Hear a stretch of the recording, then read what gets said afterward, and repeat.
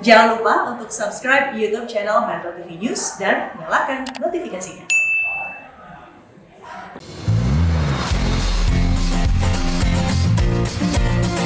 Selamat datang di Danau Toba. Melihat keramahan budaya dari utara Pulau Sumatera yang menghuni perbukitan hijau di tepi Danau Toba yang kaya sumber daya alam. Merasakan langsung manfaat jaringan internet yang baik bagi desa wisata.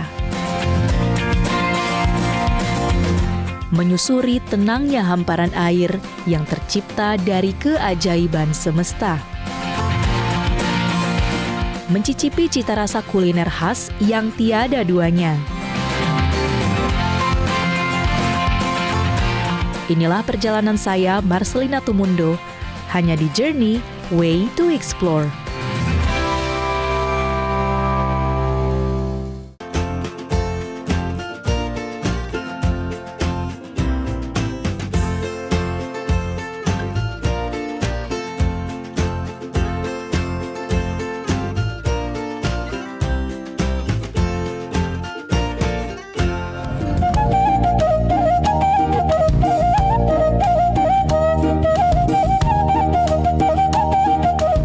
Danau Toba, namanya telah tersohor sebagai danau terluas di Asia Tenggara.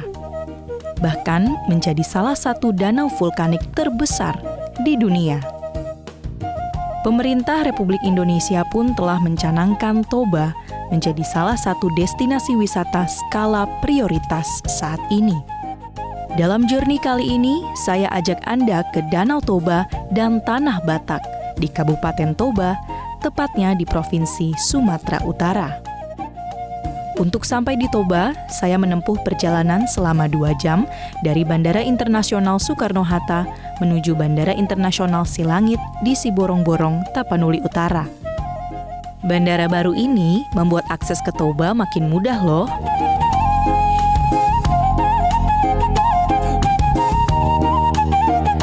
Sampai di Bandara Silangit ternyata kondisi cuacanya hujan dan udaranya dingin. Kayaknya habis ini enak deh kalau cari yang hangat-hangat. Gimana kalau saya mencoba kopi khas Balige yang ada di Kabupaten Toba? Let's go!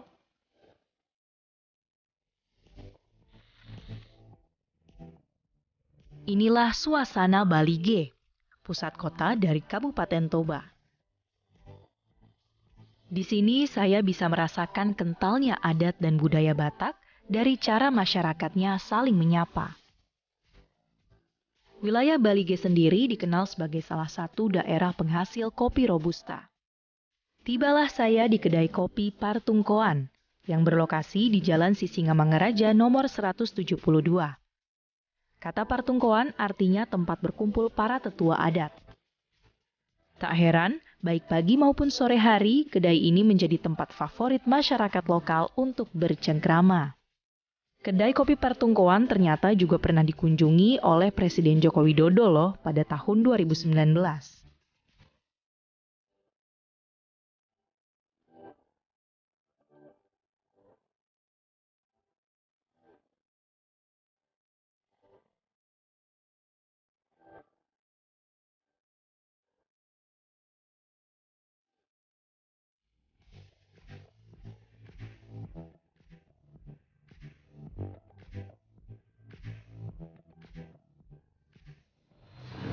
Siang, Bu.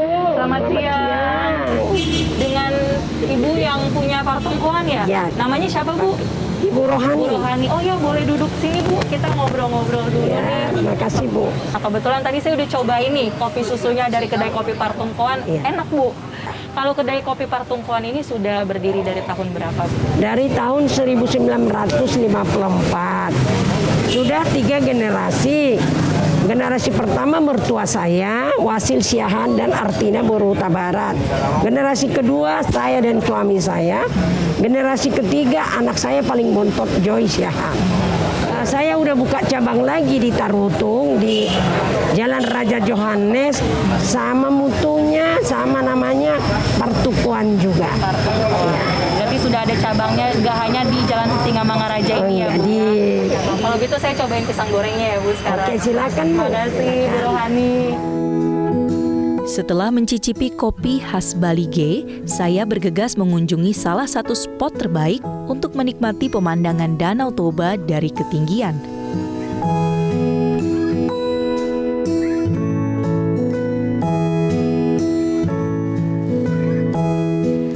Sebetulnya ada banyak sekali spot untuk bisa menikmati keindahan pemandangan Danau Toba. Seperti saya saat ini berada di atas Bukit Tarabunga di Kecamatan Tampahan, Kabupaten Toba. Inilah Bukit Tarabunga. Lokasinya berada sekitar 8 km dari pusat kota Bali G. Di sini kita bisa melihat Danau Toba dari sisi selatan. Cuaca mendung pun tidak menyurutkan semangat saya untuk mengeksplor keindahan pemandangan Danau Toba yang tiada duanya sambil bersuah foto.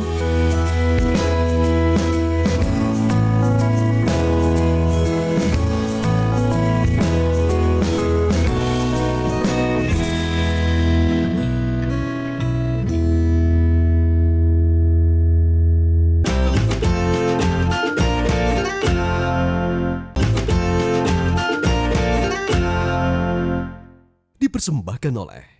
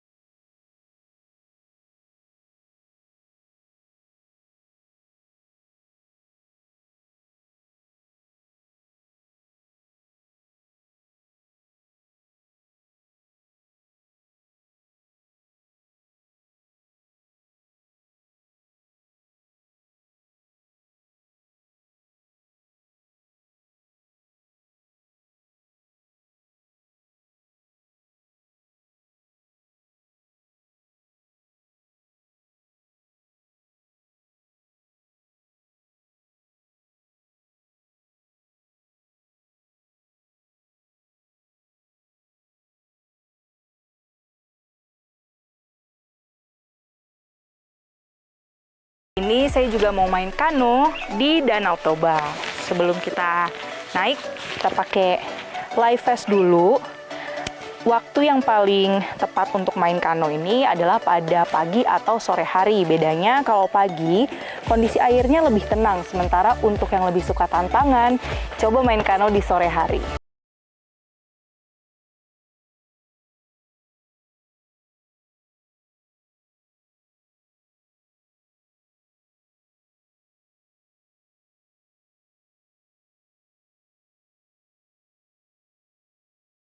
Sekarang saya akan pergi ke Desa Adat Meat untuk melihat bagaimana warisan budaya Batak yang ada di sana. Itu juga menjadi salah satu tempat wisata.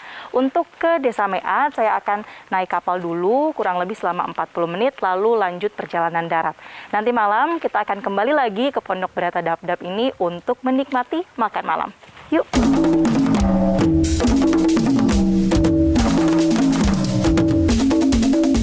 Tidak hanya memiliki panorama yang memukau, Kabupaten Toba tentunya kaya akan warisan budaya nenek moyang dari suku Batak. Sehingga tak lengkap rasanya jika tidak mengunjungi desa adat di sekitar Danau Toba. Setibanya di Desa Adat Ragihotang Meat, saya berjumpa dengan Ketua Kelompok Sadar Wisata Desa Meat, Donald Siahaan. Sebelum berkeliling desa, saya disambut pula oleh gadis-gadis cantik Toba yang menarikan tarian Sihutur Sanggul.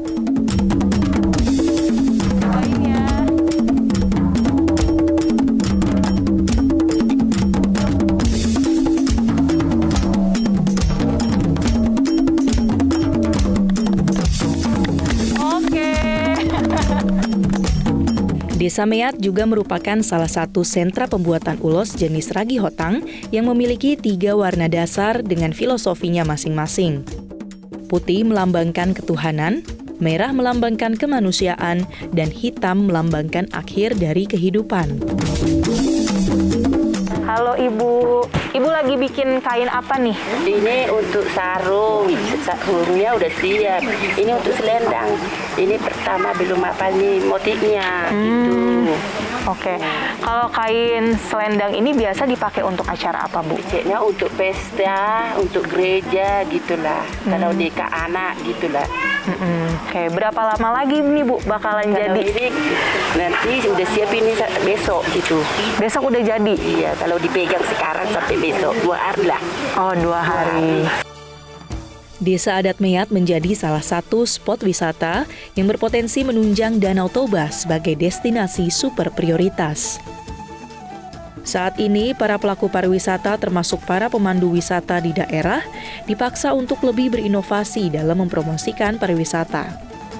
Salah satunya dengan memanfaatkan teknologi informasi yang didukung dengan jaringan internet yang memadai.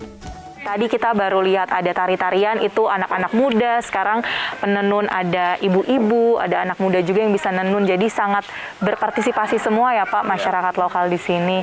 Nah, kalau dari Bapak sendiri melihat peran dari pemerintah untuk mengembangkan pariwisata di Desa Adat Meyat ini seperti apa? Kalau dari pemerintah yang baru-baru ini kita ada pelatihan dari Kementerian Kominfo yang bekerja sama dengan Bakti Kominfo, di mana dalam pelatihan virtual itu kita diberikan materi membuat wisata dan kita dipandu membuat program paket wisata, dan itu sudah kita lakukan untuk digital platform. Kemudian selain itu kita diajari untuk membuat video virtual tour, dan itu tentunya kan menggunakan internet, walaupun dalam kenyataannya memang karena mungkin kita agak di pedalaman, agak jauh dari kota, signal masih kurang stabil. Tapi kita yakin ke depan itu akan difasilitasi agar kita bisa melakukan virtual tour untuk di masa pandemi ini.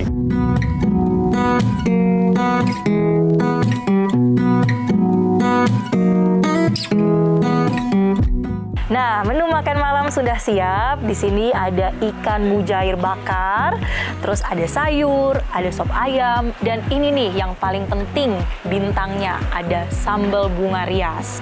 Ini terbuat dari tanaman rias atau kita kenal sebagai kecombrang. Terus ada andaliman atau merica Batak, dan juga ada cabai tentunya. Makin seger, kita peres pakai jeruk nipis.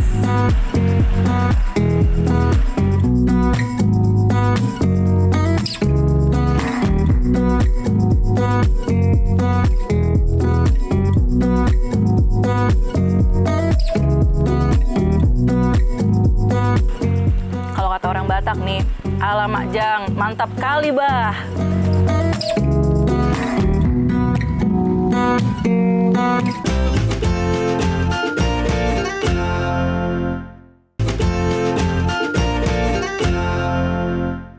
Dipersembahkan oleh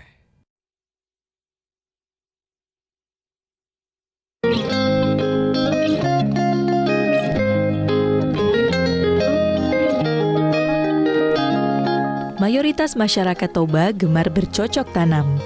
Tanahnya yang subur membuat beragam buah dan sayur bertumbuh lebat di sini.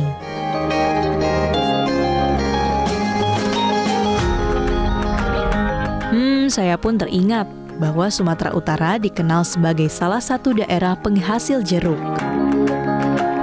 Setelah mencari informasi dari website dan sosial media, menarik juga kalau kali ini saya mencari tempat agrowisata di sini. Tibalah saya di agrowisata jeruk Batu Lamak yang ada di Desa Gurgur Aek Raja.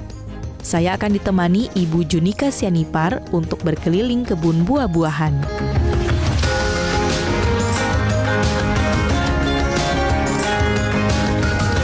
Aktivitas yang saya tunggu-tunggu nih, memetik jeruk. Ternyata memetik jeruk perlu dilakukan dengan teknik yang benar, agar kualitas buah bisa lebih tahan lama dan jaringan di ranting pohon tak lekas mati.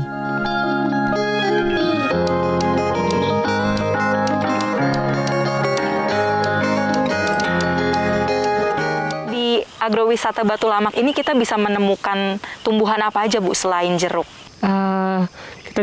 Kita juga ada nanam coklat, kopi, durian, mangga, kue ini, ya yang berbau buah-buahan. Nah Bu, kalau di tengah masa pandemi seperti sekarang, mungkin jumlah wisatawan kan sedang menurun ya Bu. Iya. Untuk penjualan jeruknya sendiri, Ibu biasanya promosi di mana? Saya udah jual di online, di Facebook, di media sosial gitu. Ya, puji Tuhan, teman-teman juga respect, banyak yang beli. Dalam satu hari itu saya bisa menjual sampai 300 kilo. Jadi lebih banyak juga yang Lebih banyak. mencari jeruk ya Bu, jeruk dari Batu Lamak. Kalau soal pemandangan, tak perlu diragukan. Sambil mencicipi segarnya buah jeruk asli daerah ini, saya pun bisa bersantai untuk menikmati hijaunya hamparan perkebunan dan tentunya melayangkan pandangan pada Danau Toba yang terlihat dari sini. Tak heran saat mendengar Ibu Junika bercerita bahwa pengunjung bisa menghabiskan waktu di Batu Lamak dari pagi hingga sore hari. Kalau saya sih tentu betah berlama-lama di sini. Sudah puas mengeksplor kebun, kali ini saya ingin menikmati pantai pasir di bibir Danau Toba. Tak jauh dari keramaian Balige, ada pantai terdekat yakni Pantai Bulbul. Karena situasi pandemi, pantai-pantai di Kabupaten Toba terpaksa harus ditutup sementara. Akan tetapi, pemerintah setempat terus berupaya untuk berbenah agar pariwisata Toba dapat terus maju. Pak John, bagaimana nih kesiapan dari Kabupaten Toba saat ini? Pemerintah Kabupaten Toba melakukan penataan di objek wisata antara lain dengan membangun sarana prasarana dasar pariwisata, peningkatan jalan menuju objek wisata, kemudian membangun sanitasi di objek wisata, kemudian melakukan promosi pariwisata serta peningkatan sumber daya manusia bagi pelaku-pelaku pariwisata serta pendampingan terhadap pelaku pariwisata. Berarti tentunya fasilitas yang membuat wisatawan jadi lebih nyaman ya Pak, Iya, Bu. dan jadi lebih excited untuk berkunjung di Kabupaten Toba. Nah, kalau melihat bagaimana perkembangan teknologi saat ini Pak, terutama teknologi informasi, bagaimana pemanfaatannya untuk pariwisata di Kabupaten Toba? Saat ini bahwa teknologi informasi internet itu sudah sampai ke desa-desa, sehingga dengan sampai ke desa-desa kita mendorong desa-desa wisata ini punya website sendiri, melakukan promosi desa wisatanya dan juga melakukan secara personal promosi personal. Kemudian kita sudah mendorong mereka supaya juga memakai alat pembayaran berupa QRIS. Kami kira internet ini sudah sangat membantu untuk melakukan pemasaran aircraft juga, karena memang tidak ada kunjungan wisata, mereka melakukan pemasaran lewat internet. Berwisata di kala kemajuan teknologi informasi seperti saat ini terasa begitu nyaman dan menyenangkan. Segala kebutuhan informasi dapat saya peroleh, yang alhasil membawa saya dari segenggam telepon pintar ke tempat-tempat menakjubkan yang belum pernah saya pijaki sebelumnya.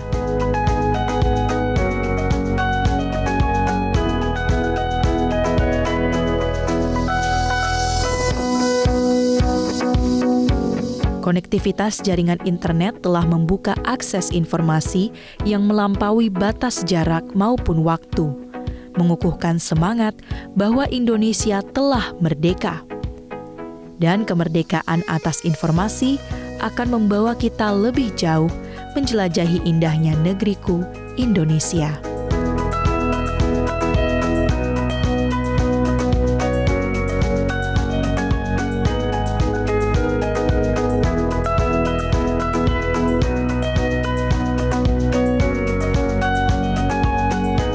Dirgahayu Republik Indonesia yang ke-76 tahun. Merdeka!